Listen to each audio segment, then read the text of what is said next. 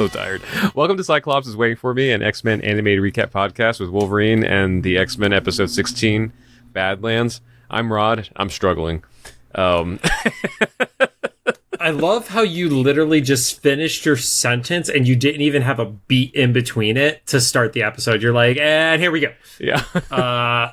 I'm JC, and by the time this episode goes live, I will have seen the Fantastic Four movie. Oh, yeah. And hopefully John Krasinski was an amazing Mr. Fantastic.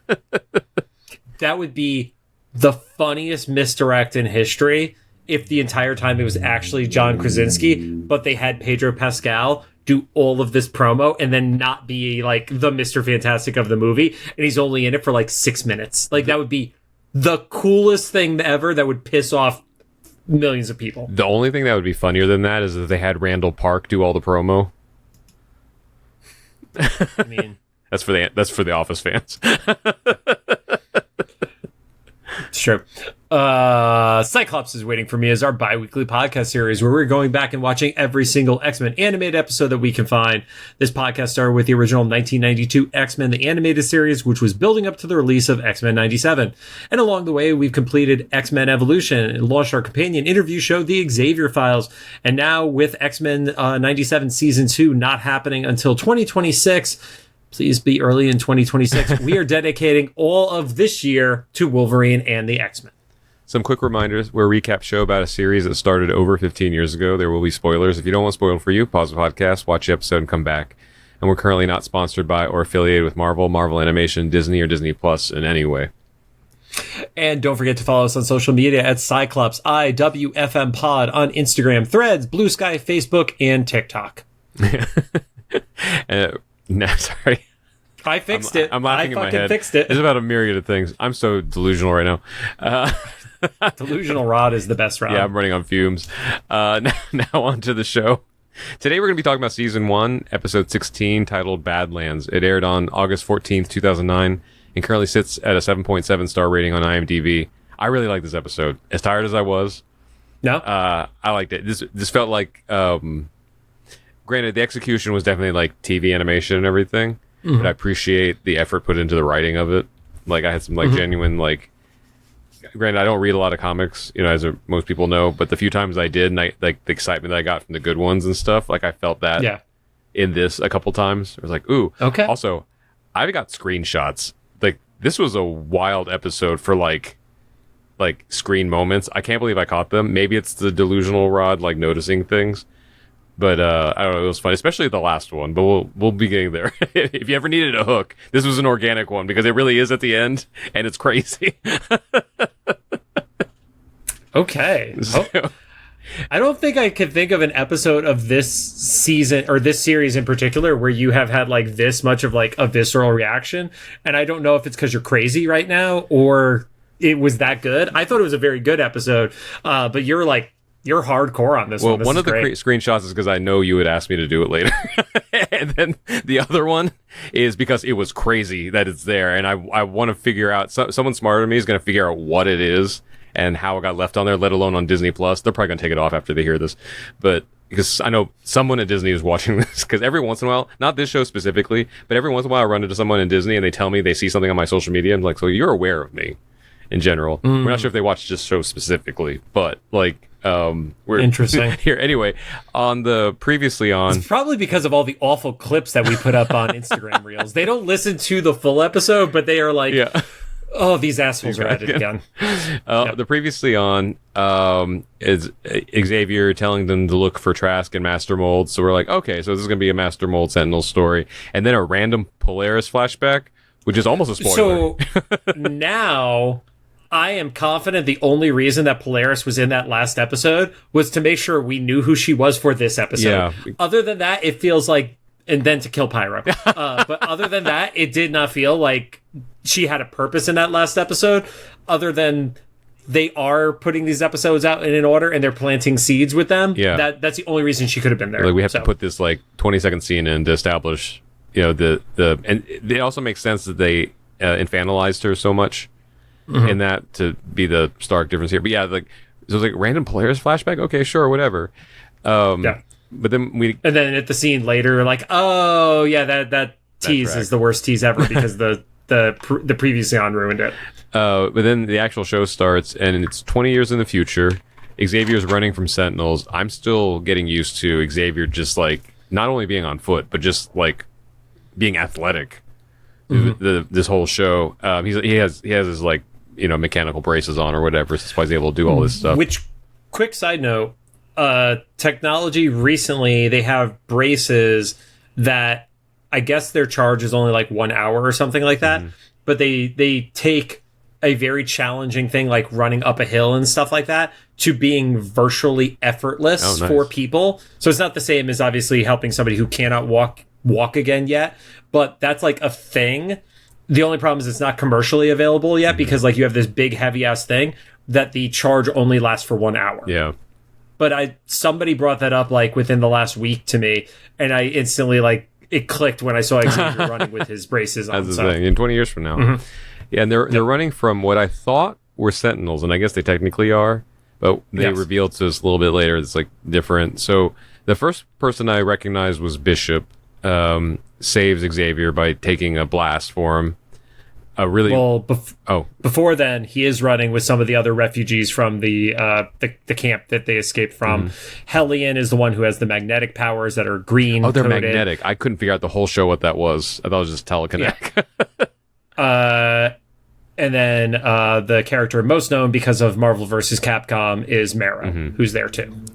And then we also have Domino along for the ride too. Yeah, so I had here Bishop saves him by taking the blast, and then there's like a really ragged Domino. And then we found out those aren't Sentinels. And then my note is like, oh, Maro's there too. Glowing green guy barricades them in a warehouse. I guess I didn't know that he had magnetic powers, or I did, and I forgot since the last time we talked about him. And then they reveal it's like a Wolverine Sentinel. Which is interesting. I want to talk about the Sentinels for a second because I felt like at the beginning it gave a very like canine impression to it. Looked like the dogs was that Evolution that those dogs were in? The dogs were the Warwolves, which was the second Mojo episode from 92. Oh, okay. 92. Wow, I'm all over the place. But recently in the Uncanny X-Men comics, they revealed a new kind of Sentinel called Wolfpack Sentinels, which are actually, they literally look like Sentinels, but are wolves. And they go very feral and stuff like that. So at the beginning, I was like, oh, this is like a dog Sentinel, like some new like model of them and things like that. And then you get the reveal that when it pops its claws, it pops like Wolverine style claws. Yeah. So the only thing that threw me off about those being like based off Wolverine is they had like this tail. Yeah, like it was more of an animal, like legit animal, not a Wolverine vibes. Yeah, but specifically like a dog or a wolf thing, because all four. It's like, and the tail was like almost like a cat's tail or something. It was like pretty long and stuff. I don't know. It was weird. Probably just like a design thing they weren't thinking about. But anyway, yeah. So that popping its claws was like the cliffhanger into the intro. And when we come back from that, we're in the present day at an MRD facility, Forge. Which at first I didn't realize was that same Warren Worthington facility that they did the false flag attack on. Oh, I didn't put that together either. Yeah, it was the same. Like at one point they did a wide shot and they showed it. I was like, oh, that's the same spot where the Brotherhood basically framed the X-Men. Oh, gotcha. Yeah, and Forge, Kitty, and Wolverine are sneaking in. They quickly find out that this is a Sentinel factory, and they are in the gray suits. So here's a really cool tidbit. This one, also, the fandom wikis have given up at this point. We've talked about the gray suits before. The most famous use of the gray suit that the typical person has seen is in Deadpool 2, where they did the reference where his entire suit is covered in ash and stuff like that. And that's like the X-Force suit. The X-Force gray suits debuted in 2008. So a year before this came out, in X-Force #1, which was written by Craig Kyle and Chris Yost, who are also the showrunners / writers of this episode. Oh, so they're plugging their own thing.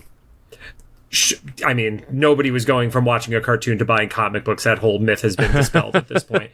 But I do like that there was that continuity, because we also saw the gray Wolverine outfit for the first time ever in X-Men '92 in the Sanctuary episode, because remember, for some random reason, there was a gray Wolverine and then an outfit that Rogue never wore again. It felt like a flashback to that, but also the modern reference to their comic from the previous year. Yeah. So I kind of took it, and I didn't think it was a direct reference to this, but I kind of took it as like a kind of parallel to the black leather from the movies and stuff.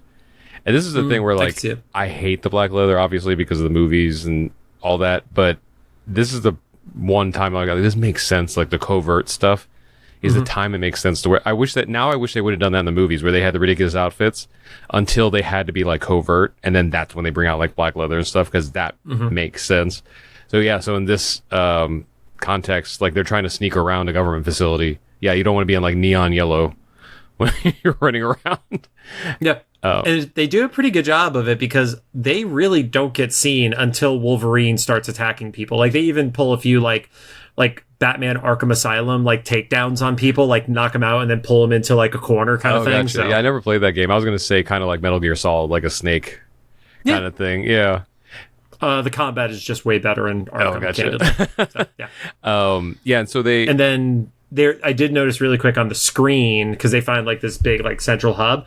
It's still like building the Sentinel Prowler was the thing on the screen. Oh, okay. And I think the Prowler was that one from the earliest episodes, where it was the one that looked kind of like a scorpion, right? That was the Prowler, I want to say. I think so, yeah.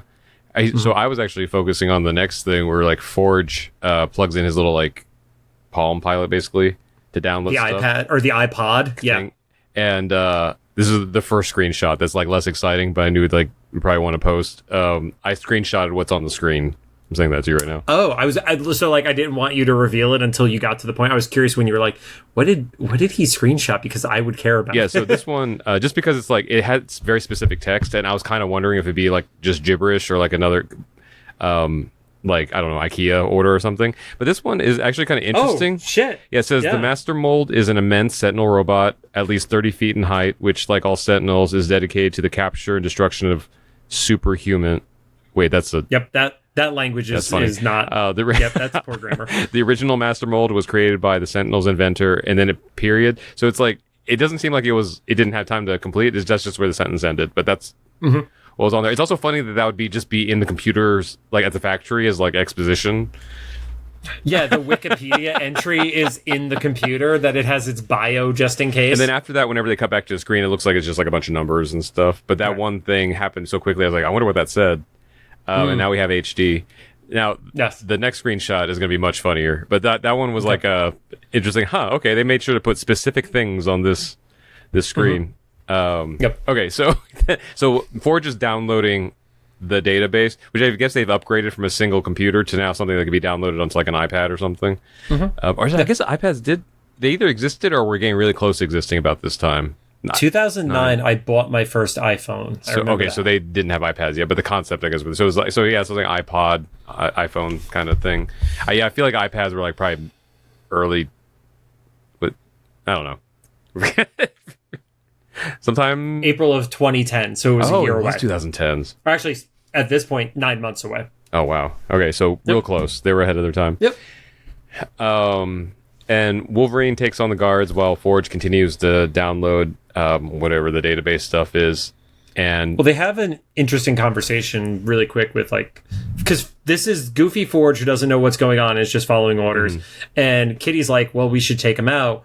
And Wolverine's like, well, we have to know what they're doing so we could take them out at like a larger scale instead of this just slowing them down, which I guess is super valid, because if you go back to that, the whole MRD facilities being attacked by Magneto, like, it really didn't slow them down that much by having direct attacks, because they've rebuilt this Sentinel facility pretty quickly. Especially now that, and I guess they don't know this yet, but they have a Master Mold. So like, and she didn't seem like she was there in person necessarily, or like not super vulnerable, like, so the Master Mold. Yeah. Well, at one point during the episode, there's like this little like eye that is like just kind of there in the middle of their console. It looks like it's spying. My vibe was Master Mold's like consciousness spying on it. So it's like they were kind of smart in like decentralizing Master Mold. So like you said, like the taking out this one facility, she might just be in the cloud or somewhere in the desert or something. And So it's not like the Trask or the Gyrick one in Trask in X-Men 97. We're just kind of there in the middle of the Sahara and gets beat to shit in a heartbeat. Yeah, or just any other sci-fi thing where you kill the one alien ship and it gets rid of everything else.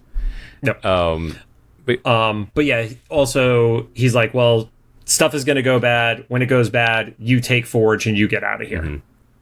So. And that's what they do. Forge finishes downloading pretty quickly after that. That's when they had the screen shows just kind of numbers and stuff. And then Kitty kind of phases them out of there. While Wolverine's attacking everybody, Trask activates like a half-constructed sentinel to blast Wolverine unconscious. That's one of the things I really liked about this episode. Like, it seemed like a video game moment, but a cool X-Men video game thing. I was like, oh wow, it's like I could picture the Sega game, like the Genesis game, where like the half sentinels above, like going back and forth from the screen, shooting down and stuff. Or it's the cutscene in the game where it's like you got through the fight and then all of a sudden like you there's no way you could dodge the big thing that's going to knock you out and end the level. Yeah. So that does knock out Wolverine, and they say like they need to go scan him, and then suddenly the Wolverine Sentinels kind of makes sense. And I like that this kind of was. We were talking about this a few episodes back. Like, yes, yeah. What if stuff in the past affects the future and trying to change the timeline? Because like when we were in the future, Bishop said something like, "What are these things?" Like, and they were trying to figure it out. So it's like stuff happening in the show's present is altering their future. It has like a long-term ripple effect. Yeah. So like it didn't completely change the future, but it was enough that, oh, why is there a brand new version of a Sentinel that we've never seen before if they scanned him 20 years prior? And it is interesting though, this is a version of like Butterfly Effect where the people in the future are aware of the changes, which I think is an interesting choice too. But yeah, they do take a body scan of Wolverine. It's just sci-fi cartoon magic. We assume that one scan over gave them everything they needed to know. I guess he did learn that he had an adamantium skeleton. I didn't realize that wasn't like common knowledge in this world. No. And he's like, I just thought you were really durable. Yeah.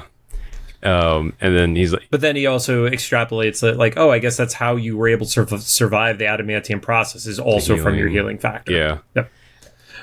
And then in the future, the new Sentinel, I wasn't quite sure what happened here, gets absorbed by Bishop. Was it because he told everyone to shoot at the Sentinel that he like it was a confusing like set of circumstances? It's like they all shot at the Sentinel thing, and then Bishop like bear hugged him and then like blew him up.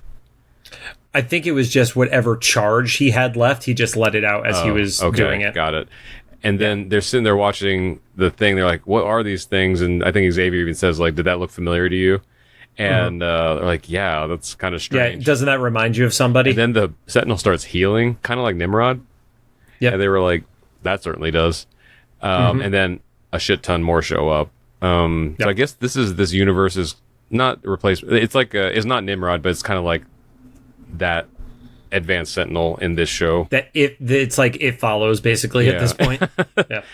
And I love that, like, and maybe it is just telekinesis and I'm messing up the powers for Hellion, but it's like he just keeps throwing wooden doors at these things and it's having no effect whatsoever. Like by the time it's hitting them, they've already sliced through them. Yeah, so. I like the one time you try to early on when they try to barricade, or no, I guess it happens now. They barricade into this warehouse room with just more boxes. Yeah, or it was boxes, and there was like just like a forklift or something. That was it. That was when they first went into it. It was like these indestructible sentinels. Even if you didn't know they were special sentinels, like when was that going to stop? It's still a sentinel. Yeah, but on the other side of this, it's like the other side of this door, the buildings like demolished, so it's like exposed, and it's almost like it's not a portal, but it gives that vibe like that they've arrived on the other side of something. I just love that they were running through this city. They go into a warehouse and they don't realize they're this close to the edge of the city. Yeah, and so like they're just oblivious to the fact that this building isn't even a full size building. It's gonna like just open up at the halfway mark. Yeah, and then they see this like basically a Sahara desert. And they're like, oh, the Badlands. Not even the Sentinels will go here. I have a question about this geography later when there's a little bit of a reveal. But they're like, these are the Badlands. And they're like, well, fuck it, we're going to go there. And I was like, all right, you guys, I guess you don't have a choice. But then... And real quick, in the Void, Was it the wasteland that they were fighting in that was the desert area? Did it have a name, or am I making that up, that there was like an area in the void in Deadpool and Wolverine? Oh, I can't remember. That's been a while. Like, I could be totally wrong about that and making it up, but like I feel like it wasn't Badland, but I feel like it was like the wasteland was like where people are traversing and trying to survive or something like that. Sounds right. It was definitely right-ish. It's right adjacent. Yeah, and it was definitely the same vibe because a big desert with a bunch of junk in it. Yeah. Yeah. So they run in. It looked like their plan was to be just out of shooting range of the Sentinels and not to necessarily like venture all the way into it. But, yeah, just to see what they do. and then they start pacing. I love the angry dog Sentinels just like pacing in the room together. yeah, there's like what we do, and then we hear Master Mold override them, and then they go into the Badlands. And they're like shit, and so the X-Men run. There was a great moment because it's like, I thought you said nobody comes here, and they're like, they don't. Yeah. So then it cuts to commercial, and then it comes back. They're still running, and they basically come upon like a beam in the sky. Just like, you know what? It's been a while since we've seen this trope, so sure. And then like, I guess this is meant to be confusing. It's like lightning, and there's like a storm. I thought it was lightning. Yeah, I thought this was Future Storm. maybe. Yeah, I was like, and the lightning like takes out the Sentinels, and like basically anything electronic, because Domino's like guns stop working, Xavier's legs, get turned off or whatever, and it was like they got hit with like an EMP basically. Yeah, and then like you start seeing everything like kind of float one direction. So it's like, oh, this is magnetic. Right. Yeah. Anything that was a scrap starts getting pulled. Like, dude, this felt like the beginning of a Mortal Kombat fatality because Xavier's getting pulled in the air in one direction, and then Hellion is trying to pull him back at the same time. And it's not like decoupling the bracers. It's just like pulling his body in the opposite direction of this really strong thing. Yeah. Oh, yeah. That would have been the little boys moment, right? Like, behind you get both. But yeah, and that's why I have my note here is like, oh, the green glowy guy is Hellion.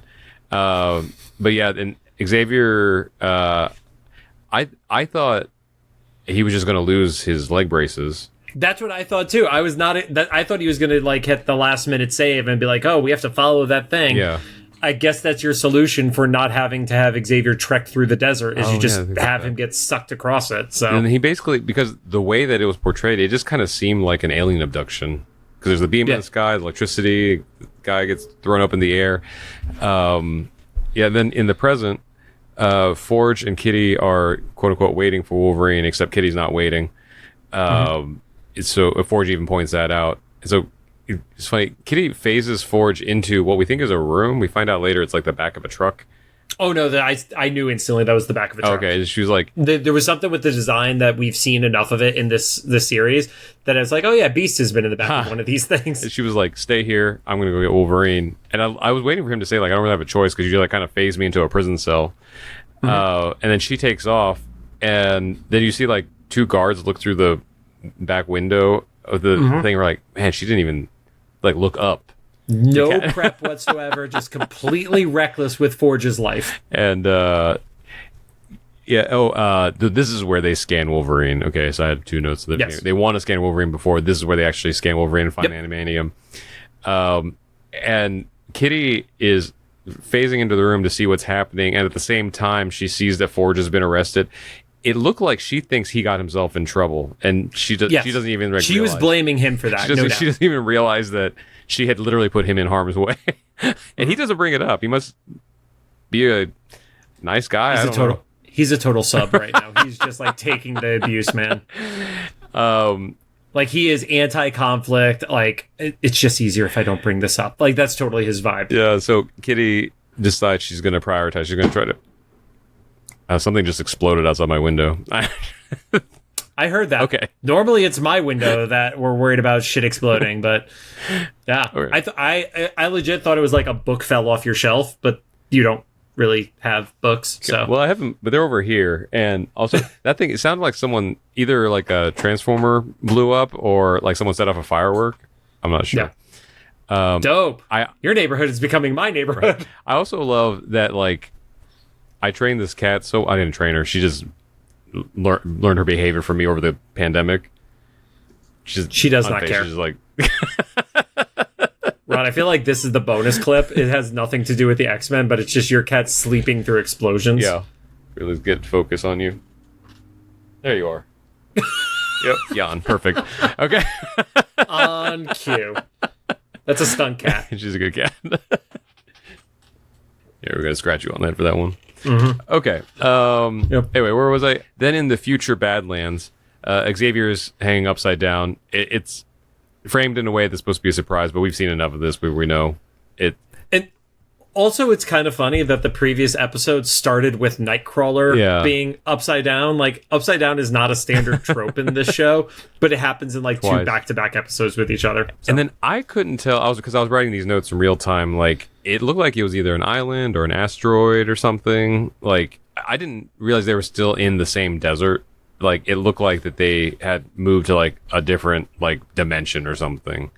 I think it was just further down into the Badlands, and because you start getting this up close image of what it is, that it's all built from Sentinel pieces. Yeah. That I think that they just tore apart and built this whole thing out of Sentinels, and the impression that they're trying to give you is that it's actually Magneto who is the one who did it, which is pretty consistent to Magneto lore across a lot of stuff. We even saw it in X-Men 97 of like building his throne out of Sentinel heads and stuff like that. Yeah, so. and we actually see Magneto's like helmet silhouette.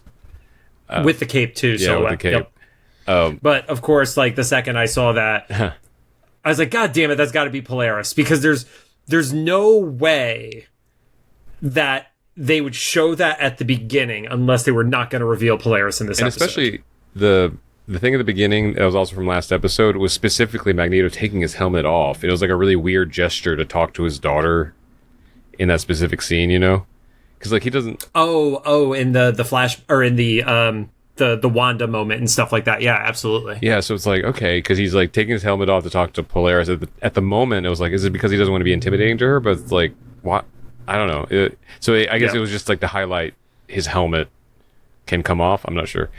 So but he releases his legs. He lands on the ground, and I was like, that's kind of callous, right. But okay. And I literally just wrote the note like Magneto fake out. Like I knew it was not going to be him. Yeah, we see the silhouette kind of like slims out.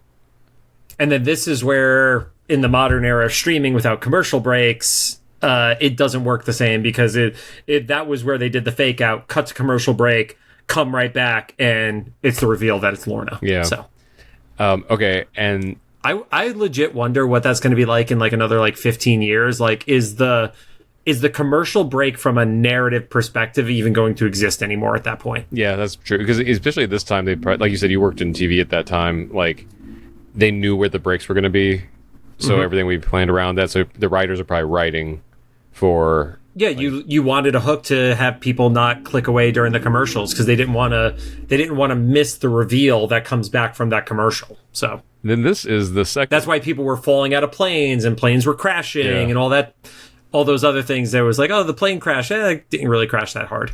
And then this is the second screenshot I'm going to send you right now. When Xavier falls onto the ground, his hand lands right on the ground and stuff. Right above his hand, there's some sort of copyright watermark. So I don't know if this is a stock image they used and didn't purchase.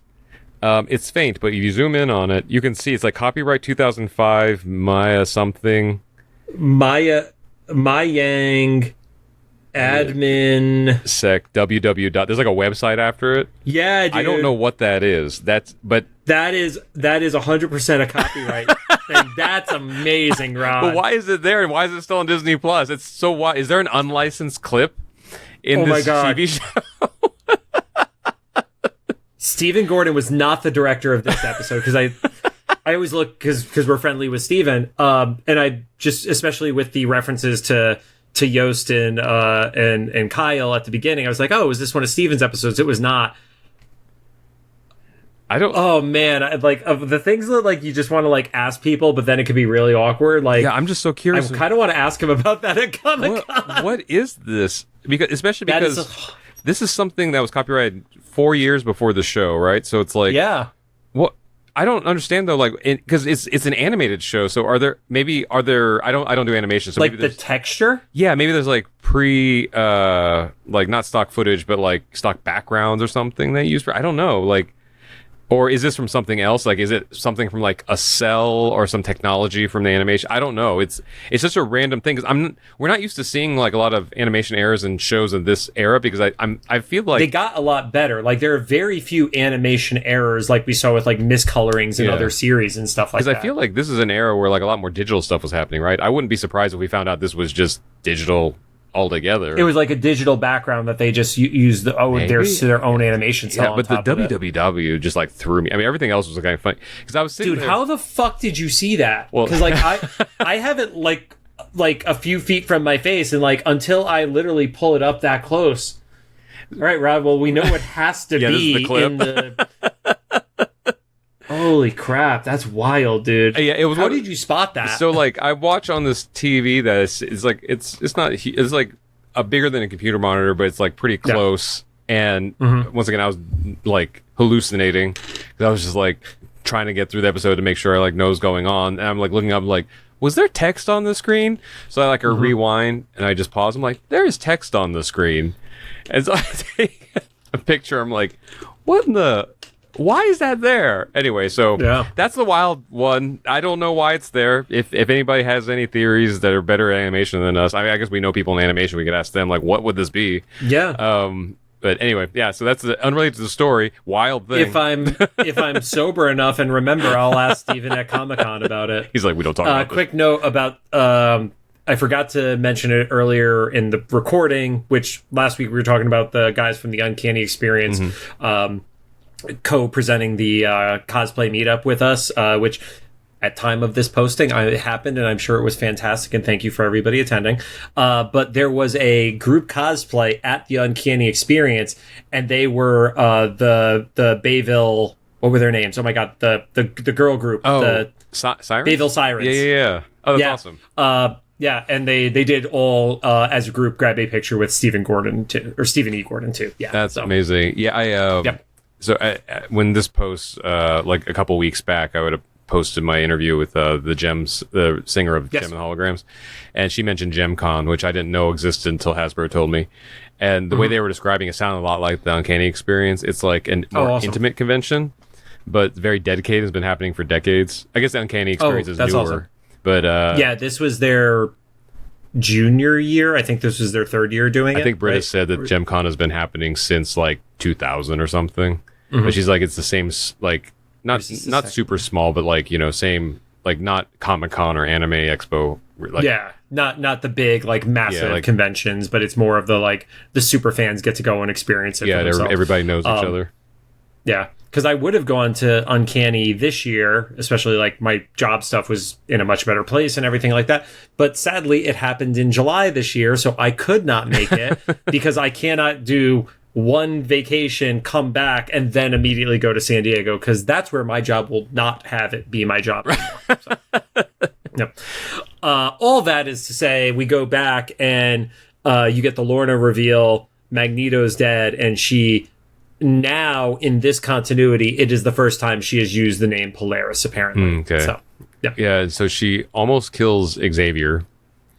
Because she basically is like, you were my dad's enemy, so she didn't really have a concept of their complicated relationship, and that might just be her only getting the surface level of information from her father, too. Yeah, and for all we know, like, just knowing Magneto historically through any series, like, he doesn't necessarily speak ill of Xavier. It might just be... No, but I could absolutely see him speaking ill of Xavier's dream. Oh, okay, I can see that. Yeah, but I was going to say, like, just Polaris, especially if she was, like, 12 or whatever we thought she was acting like. Her, you know, because kids always observe more than you think. Like, if she just observes, like, oh, his conflict is always with this guy, that just might be her perception, you know, especially when she gets, like, older and stuff. Then Bishop takes her out. Polaris, this is another... Well, she gets close to like try to like kill him too. Yeah. But this was... She wraps him up in metal before Bishop and the others show up. Like they almost made like a weird like scorpion tail thing. Oh to like kind of that she was going to stab him with. Kind of like the Mojo thing last episode. There are really weird parallels Right. between these two episodes, and this one is a lot That's better a lot better, episode. yeah. This was one of the moments that like really made me love this episode. It was like Polaris starts assembling a Sentinel out of parts. Such a badass moment. And once again, another like video game thing I could see. But I like the idea. It's a boss fight. Yeah, that she's so powerful. Like she's almost at she's at a very like closer to Magneto level than we think. Because she's able, because you know, especially being like a kid who grew up with the X-Men show and stuff, you're thinking like she's concentrating on all this stuff to make this, because this robot's not like activated on its own, you know. Yeah, and it's a functioning Sentinel. It is not just her puppeteering it; it's actually working. Yeah, she's holding the parts together, which that was like so cool. And I do love that it's kind of like a little bit what we would see in '97 of like the Sentinel graveyard with like half of the mouth falling off slightly and stuff. So it's almost like a zombie Sentinel kind of vibe. But because she's holding the parts together, it has like the healing factor that the Wolverine ones do, because like a part will chunk off and then she'll just like put it back replace on. it. Yeah. And so that fights the X-Men. And it starts like mimicking the different X-Men. Like I love, especially the one I love was like Marrow throws like a bone thing, and it just, I don't know what she thought that was going to do to Sentinel, because it's clearly established as metal, right? If Polaris is like, so like she throws like a bone thing and just like ting, like ricochets off, does nothing, and then the Sentinel's like okay, and it takes the side of its face off and just like threw it. It was great. And then I will say, like, because Xavier is like, no, the helmet, we have to take her out. Yeah. And this is the most perfect example of any animation of showing Domino's luck power. Oh, where she grabs. Because we've talked about, like, other times where it's been like, it was a lucky shot, but it was like, it was still just a really good shot with a lot of finesse. This was the perfect set of ricochets to knock the helmet off of her. Yeah. It's like, yes, that is luck exemplified. That is not super skilled with a gun. This is everything hit the way it needed to hit with an irregular shaped object. That was more like the Domino from the Deadpool movie. Yeah, where she's like kind of walking through and everything's just kind of going her way. Exactly. I was confused though. Why was Bishop's powers neutralized? I think he was out of charge. Oh, okay. That was kind of unclear to me.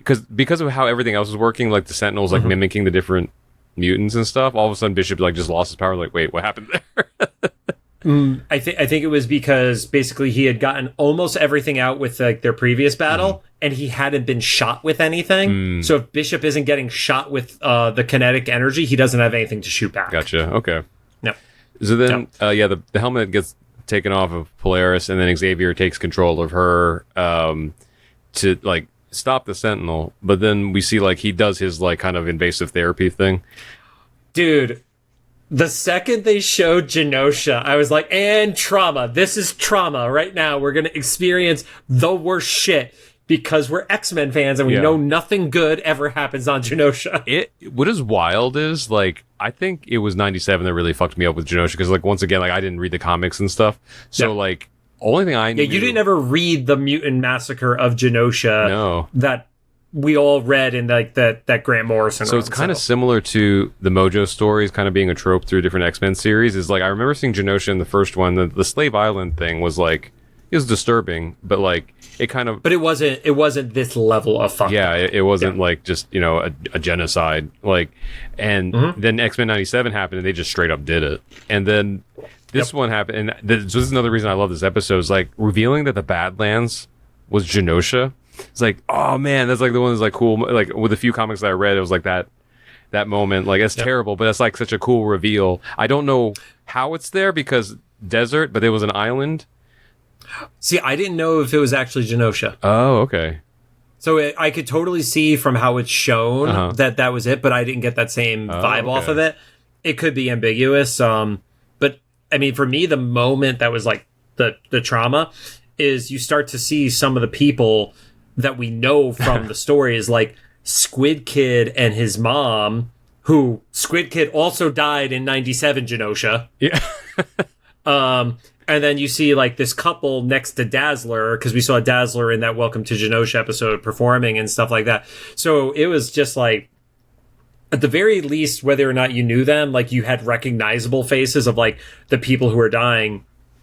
And then you get this build up to, you know, Lorna with Magneto, and he's like, it's essentially the "I'm sorry I failed you" speech, right? Yeah.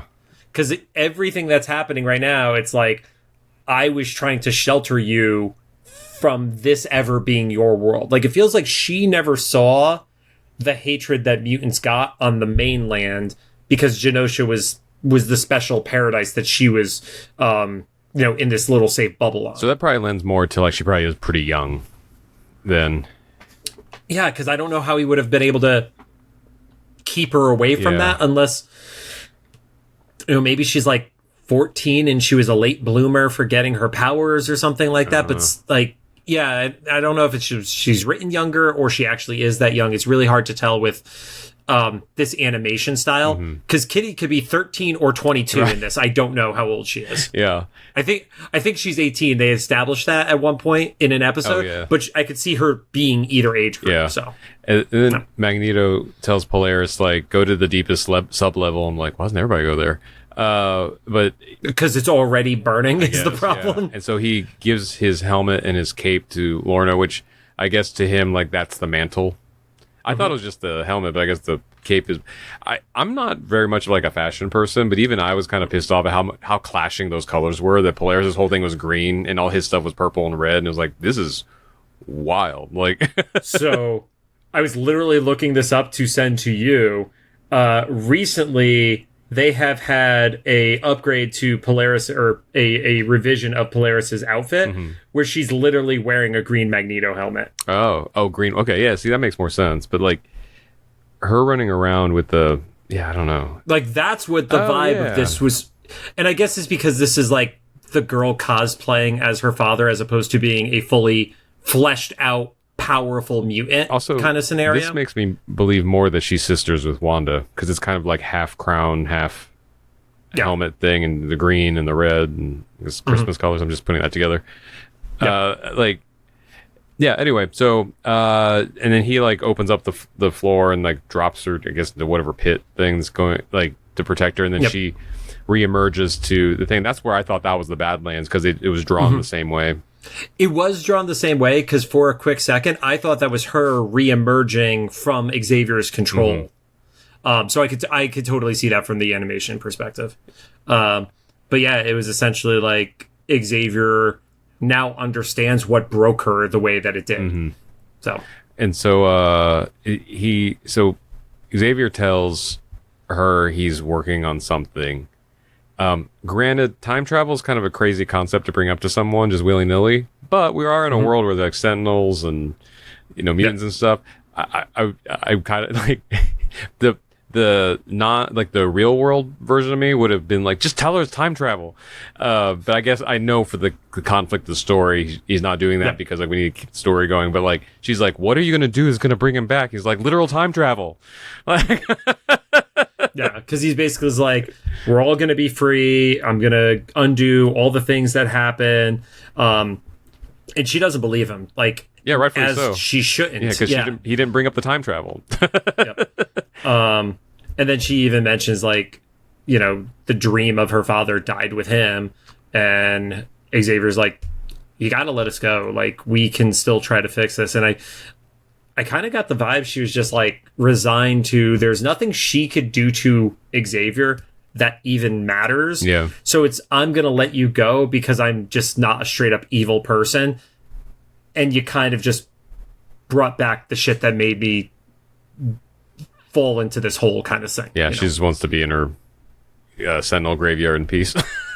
Yeah, pretty much. Which I gotta get. But yeah, they ride back on the Sentinel like the Iron Giant. They leave the helmet with her though. I did like that. Like Xavier's like, this is still yours kind of thing. And then they ride back, and that he basically said as he's giving the helmet back, like, no, your father's dream still lives with you. So no. And I thought that was going to be the last we were going to see of her, honestly. Yeah, me too. And then they ride back on the Sentinel like the Iron Giant, and they face more Sentinels. Sentinel. Oh my God! It's the end of the night. Oh fuck! It's fine. This is why we only record 2 episodes at a time now instead of the fucking 4-hour marathons we used to do. Yeah. And then the Sentinels disappear. I thought that was the time travel thing. Okay, before we get to that, because I think that's a totally valid response. how did they not see them in the distance as they're on this giant sentinel walking across a desert? Can we still say they didn't look up? I don't know if that works. No, because it was eye level. That's why I'm saying they were on the top of the sentinel. Oh, yeah. It wasn't like they didn't crest a hill and they were there. It was flat desert, and they just continued to approach a wall of about a dozen sentinels and prowler sentinels, or whatever the fuck they're called. There's a filmmaker will know this, because I've heard filmmaker friends tell me this. There's a trope in filmmaking because like I saw a supercut of stuff like this where like in real life stuff wouldn't make sense, but because it goes out of frame, it's out of the eye line of whoever's in. So I guess that's what they're using here, because there's like a scene in like a recent movie where these two people are talking and then soldiers come behind them, and so they duck. But in real life, they would still be in view of these soldiers coming here, but because they're out of frame, the soldiers don't see them. And it was like a movie that came out like last year or something. They're like, yeah, this is something that like, it's like things that you don't think about until someone tells you. I'm about to ruin something else for you.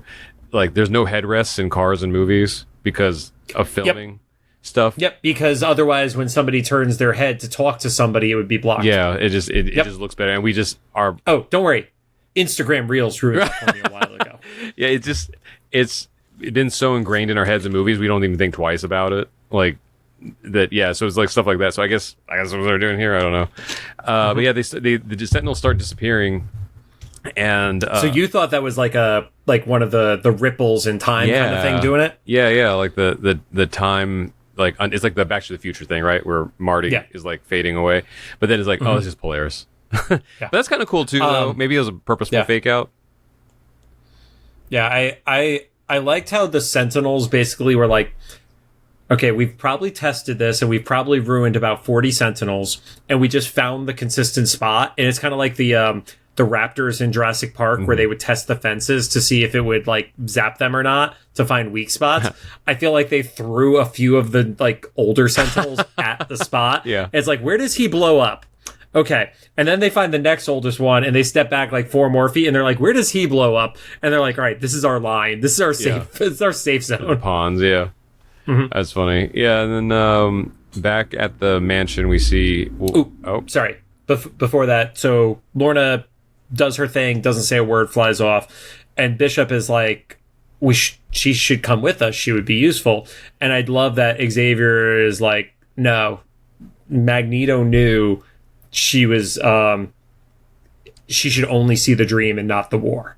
And I thought that was a really thoughtful line. Like, I thought that was like really, really like, because we know he treats his son like a pure soldier, like not even like a quality soldier. He's just like, you're a grunt that you have to deal with my bullshit. Yeah. He has a level of respect for Wanda, but it's like, oh, this version of Polaris, because she's like, what is it, in the ivory tower or whatever it is, like, she can't even see the bad shit that's going on the streets below. So yeah, he's like he's third time's a charm, I guess. I don't know. Yeah, his kids. Yeah. Well, you have the twins who treats as total like opposites, but still soldiers, and then the other one's like, okay, I fucked up 2 kids' life. Let's see if I can have a third that isn't a total screw up. I was talking to a friend about like there's a few things that are more hurtful for you than when you see like how your parents treat their grandkids. And know that it was possible for them to be more empathetic when you were a kid. They just hadn't grown. Yeah. So I can't have kids. I'm going to fuck up some kids so bad. I don't have empathy, so. I'm a perfect... Was the shirt say punk? Professional uncle, no kids. So nice. That's me. But yeah, back to the present. Yeah, back at the mansion, they kind of bookend it with Wolverine and Xavier talking. It's more of like, it's like a little tiny half exposition button up. Because Xavier explains to Wolverine what had happened in the future. It is kind of interesting that they didn't undo the Wolverine Sentinels. And once again, don't spoil this for us because we're watching this in real time, but it looks like they're setting up additional Sentinels based off of more mutant powers. And the Wolverine ones remain. Because the scanning because happened. we also knew that by the time of Xavier in the camp and in the other most recent future episode, like they were scanning mutant powers and then mutants were disappearing. So we kind of got the impression that they were absorbing powers, but we find out here, whether it's the butterfly effect of the time travel and stuff like that, or that Wolverine was the first time they realized they could absorb powers into the Sentinels because of the healing factor and shit like that. So yeah, so I don't know. that's all those things is why I really like this episode. It had like a lot of fun in it. There's a crazy screenshot stuff, obviously, but but like just the story alone, like because in my view, it was the Genosha turned into the Badlands, which I thought was like a really interesting concept. Yeah. Polaris, the reveal was isolated. It was really cool. The only thing that was a little bit like weird about it was that it was so recent. But like, otherwise, like, or that they felt the need to hit you over the head with the previously on. Yeah. If they had not done the previously on, and even watching the 2 episodes back to back, I still would have assumed it was a Magneto fake out, but it wouldn't have automatically been, oh, it's Polaris. Yeah. But I don't know. Is the fun, and I like that they didn't undo the one thing. Like the one thing that they set up to do was to undo the Wolverine Sentinels, and they didn't undo it. So the other thing you will like about this episode, as I say it out loud, Rod, you were right. Uh-oh. What was it? Remember how we talked about, oh, that's really weird that they would make a Sentinel out of metal when Magneto is his biggest opponent. And I was like, well, Kelly can't be that stupid because he knows Magneto is his biggest enemy. And you're like, well, evil are pretty stupid people. And I was like, yeah, I can't argue with you there. And in this episode, it is shown all of those Sentinels were metal because Polaris was able to shred them with zero problem. That's right. Even the Wolverine ones. Yep. That's wild. Okay, interesting. So Rod was my dumb prediction. So anyway, I love the episode. I said everything throughout that I wanted to say. I think my prize over liking the story was that weird copyright screenshot. But I don't know what else. Did you have anything else you wanted to add? I will say the copyright screenshot. Like, I'm now going to try to search the phrase as best I can to see if I could get a full hit on the phrase to see if that brings up anything. If it like brings up a company or something like that, and I'll post something on the Instagram after if I find anything. I like how this series is handling time travel because a lot of the time travel episodes we get in cartoons especially is normally just like, here, go into the future, this thing happens, and then it comes back and there's like, the reset point or something like that. Here, it's really 2 concurrent stories that are happening at the same time, and they kind of affect each other and have a little bit of a back and forth and stuff. It's more like a 2/3, 1/3 scenario. Yeah. But I like that it's not solved quickly. Yeah. I kind of dig that aspect. It's kind of happening in real time. It kind of reminds me of, remember the movie Frequency? I've not seen Frequency. It's a good movie. I've heard it's very good, though. It's where a guy discovers he can talk to his dead dad over a ham radio through time. So they can kind of like affect things. Also, completely tangent. I set up a new computer, and so I've been finding like random parts that I've been setting apart, and I just reached in the back of my chair and found a USB-C cable in my butt crack. So that was a fun discovery today. Anyway. I literally have nothing that could follow it's a good place to wrap up. I forgot to bring this up before, but if you're this deep into the episode, you'll probably find this interesting. I forgot to mention this last episode, so this was a bit posted a while back, but I'm part of a collaboration with a YouTube channel called CZ's World, their horror movie channel, and they don't need my help with the shout out stuff. They got like almost 2 million followers or whatever, but you might be interested in seeing, especially if you watch this deep in the episode, about how I would react in a haunted hayride. So last Halloween season, this was filmed because if anyone's familiar with like Eddie Burback going to every like Rainforest Cafe, my friend Zach, who runs CZ's World, did a similar thing, but every haunt in Southern California. And for each episode, he took a different creator with him. One of them, I don't even think he knows we know each other. Okay, is it haunts as in like haunted houses that are fake, or haunts as in a place that is haunted? I actually don't know the criteria. I went to a haunted hayride, LA haunted hayride, so I think it's like so that's more like you pay for attraction-y stuff. Okay, got it. And so Griffin Schiller is a friend that is part of this collab too, which I didn't know until I just saw the preview for the episode. But also some other people you might recognize is Philip Molina and stuff. So, but yeah, I was the LA one. I got sent the preview reel, which everybody will have seen by now. About how I reacted to that, and is more hilarious than I remembered, because I actually did injure myself at one point trying to run away from a guy with a chainsaw. I do remember you being injured last year. Oh yeah, I ran into a rock because I was left. It was like a horror movie. I was left alone in a corridor in the dark, and then a guy with a chainsaw showed up in the middle of the dark hallway and ran after me. I'd forgotten about this whole shoot until I just got this email, because it's taken him literally a year to edit this video with a team of editors and stuff. But yeah, it starts off with me saying, like, I don't normally get to do stuff like this. We're gonna see how my nerves are. Oh my god! Jesus Christ! Oh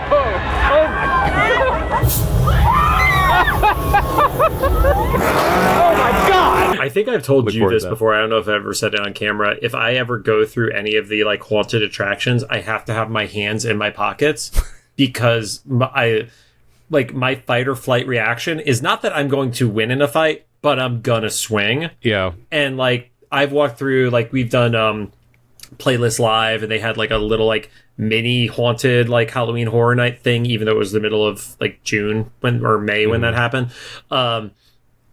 And like I was going through with people, and they're like running as fast as they can, and I'm like awkwardly running with my hands in my pockets because I didn't want to like swing at a performer, basically.